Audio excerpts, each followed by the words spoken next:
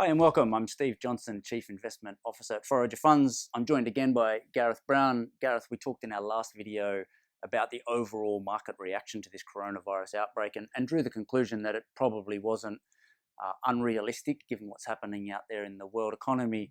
But at an individual stock level, there have been far more extreme and sometimes irrational movements. Yeah, so there's a lot of crazy stuff going on in our portfolio and indeed across the market.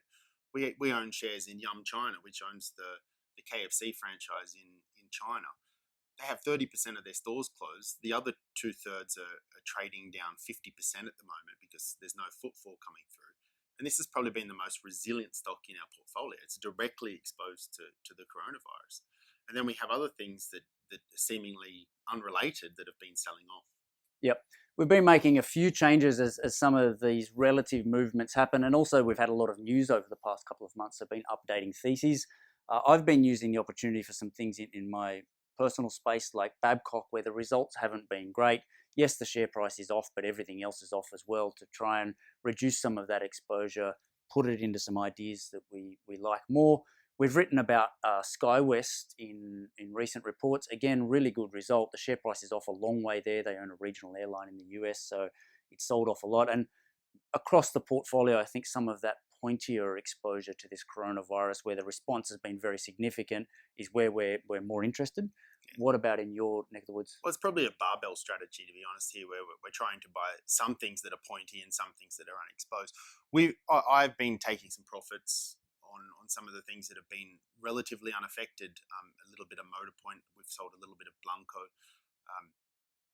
Perhaps not so much related to this particular sell-off, but it is the opportunity to redeploy cash into bargains elsewhere. And we have been looking at acquiring things that are a bit more pointedly exposed to it. Yeah, and that little piece around pointedly exposed, we've seen very significant sell-offs in some of those. I mean, we would argue Yum China is pointedly exposed as well, but now looking through the other side of that, I mean, you've expressed some thoughts to me just talking about the market's response here, that is sort of saying the economy is going to be fine, but the stuff directly exposed is not.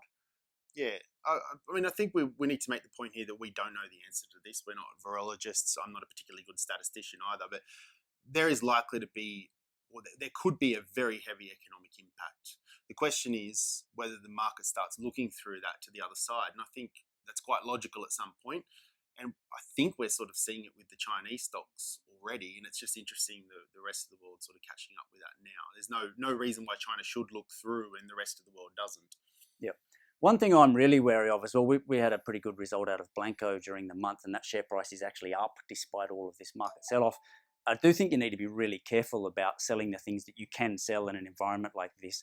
The fact that there's someone out there willing to buy those shares off you, even though the market is selling off a lot, tells you something about the underlying theory. And one thing I really like doing through periods like this is using the opportunity to top up on those things where the share price might not be off, but you've had some really good news and the share price hasn't necessarily reacted as much as it should.